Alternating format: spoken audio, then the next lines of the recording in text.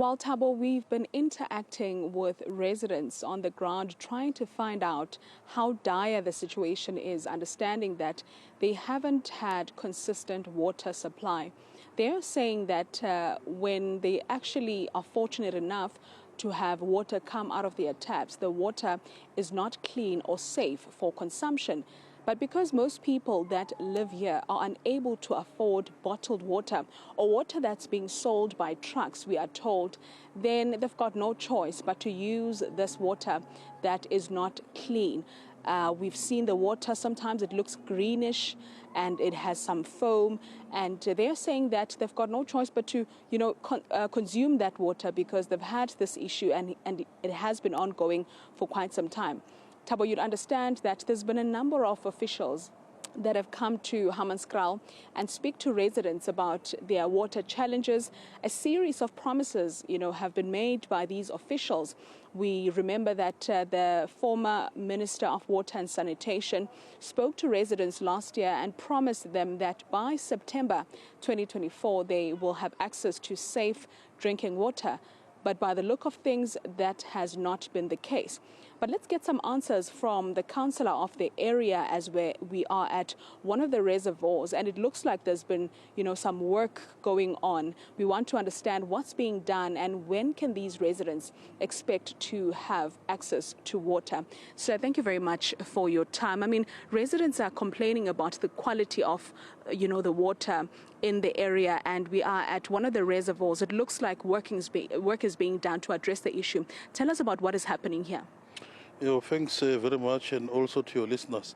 What has been happening here, as you can see, Mahalis is the one that is trying to build up a package plant to give the people of Hammanskraal water. So by November, end of November, as you can see, they are going to install a pipe that is getting water from Klepdrift plant that is going to supply the first phase of Hammanskraal, your Ramotse, your Marukulong, your Mandela village, and some parts, portion 9. That will be the first phase. The mayor has also explained, and the minister is also coming again next week to explain it even further. As you can see here, there's work happening, and we're very sure that by November, end of November, there will be a drop of clean water that will be coming out of their taps. But we're saying for now, residents must, at all costs, must not utilize the water for drinking or maybe your cooking purposes. They can use the water for other things. But there's another challenge that we need to explain here. The residents of Ramotse and Marukulung, they are drinking clean water from Mahalis. And the residents of Temba, Yoskampaneng, Majaning, they are the ones that are utilizing the water from the Temba treatment plant.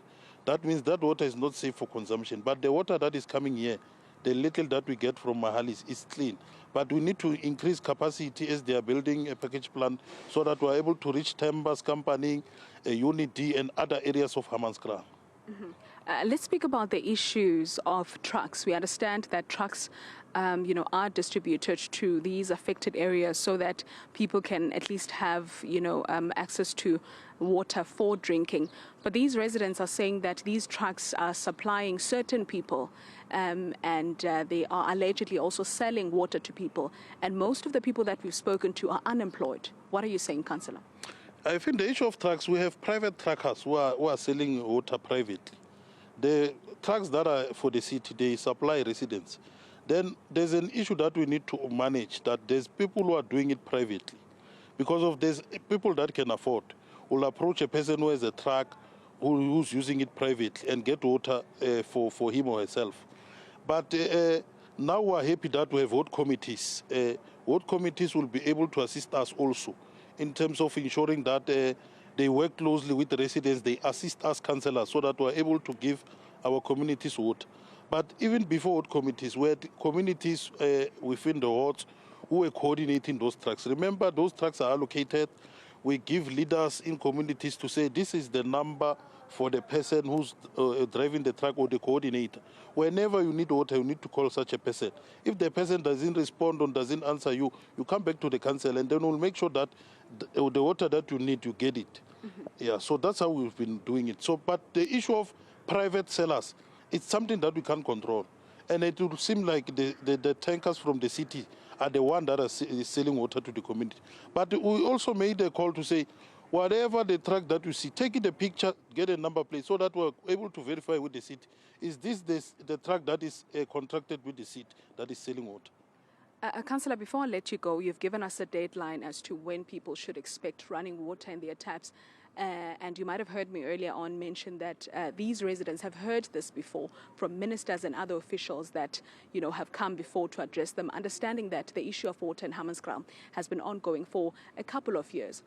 How, can residents be certain this time that come the time that you have mentioned, they will have safe drinking water?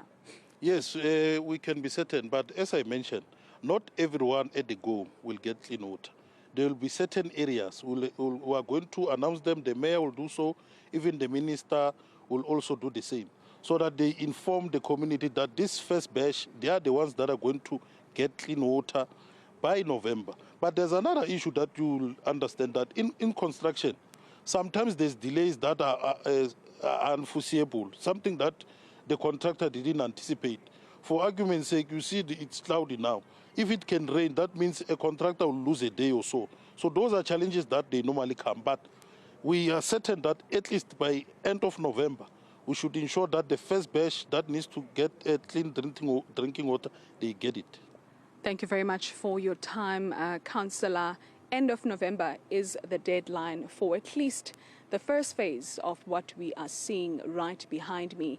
There's construction, there are technicians on the ground working to ensure that people or residents that have been crying about not having access to water for years, will perhaps find themselves, having water by the end of this month. The councillor has mentioned that there's been challenges along the way, but they are hard at work to ensure that these residents are not denied their constitutional right, which is having access to clean and safe drinking water.